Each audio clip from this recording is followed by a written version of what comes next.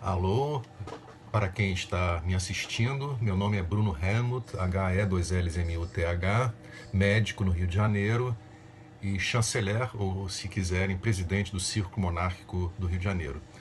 Eu resolvi fazer essa gravação movido pela discussão que começou a partir do trágico incêndio do Palácio Imperial de São Cristóvão, que abrigava o importante Museu Nacional, no gênero um dos 5 maiores do mundo.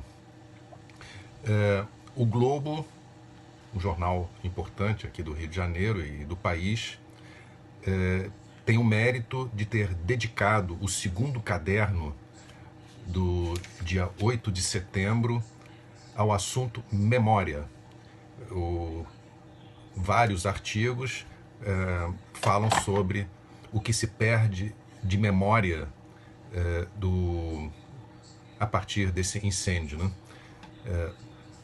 Eu quero discutir principalmente o artigo da primeira página desse segundo caderno. Funcionários públicos, eles foram, nessa fase, gradativamente empurrados para o status anterior em profissões mais baixas. Nós podemos, sem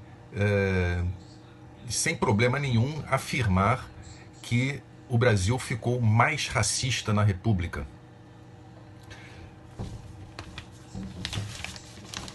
Seguindo aqui o texto,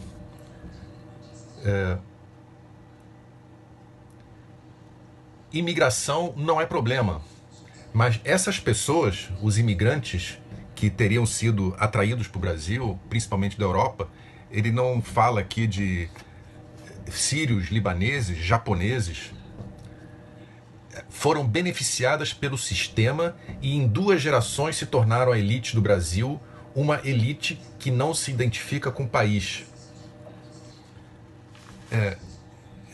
Essa colocação é odiosa. Esses imigrantes, eles prosperaram não por ter se beneficiado do sistema. A maneira com que eles podem até distorcer os fatos é o que vai ficar como narrativa da história. Ele mesmo, do meu ponto de vista, comete erros, porque ele, num determinado trecho do seu artigo, escreve o seguinte: com o fim da escravidão, surgiu um esboço de nação que pode gerar um Machado de Assis ou mesmo um Noel Rosa. Eu teria citado ainda Luiz Gama, Lima Barreto e Cruz e Souza.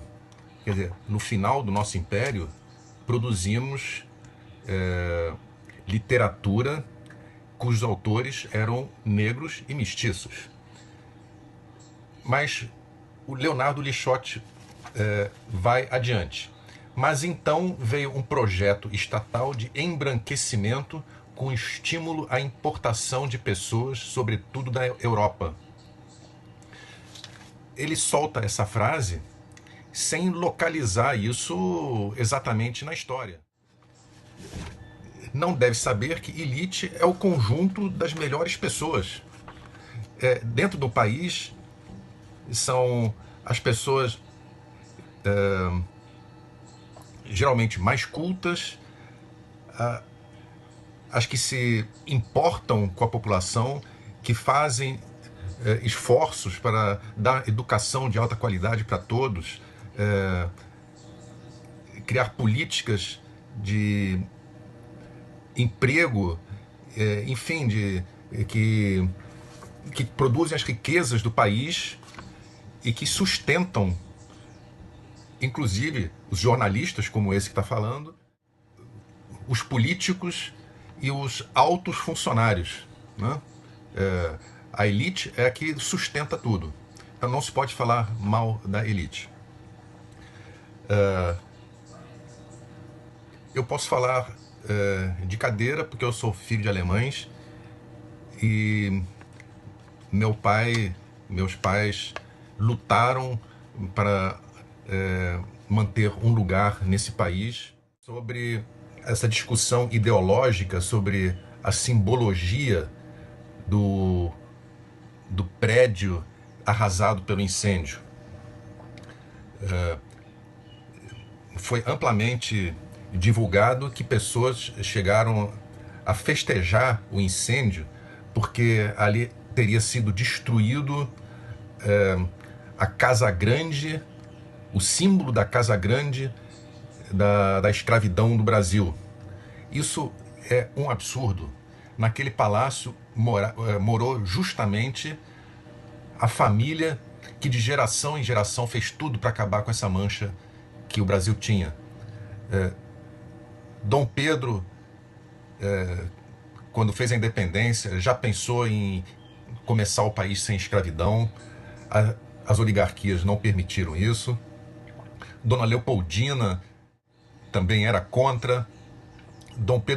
E a partir de Dom Pedro II foi-se tomando todos os esforços, facilitar alforrias e as leis que foram assinadas pela Princesa Isabel, Lei do Ventre Livre, coleção do Egito de milhares de anos, incluindo aquelas famosas múmias em estado de conservação, que a maioria dos museus do mundo não tem peças iguais.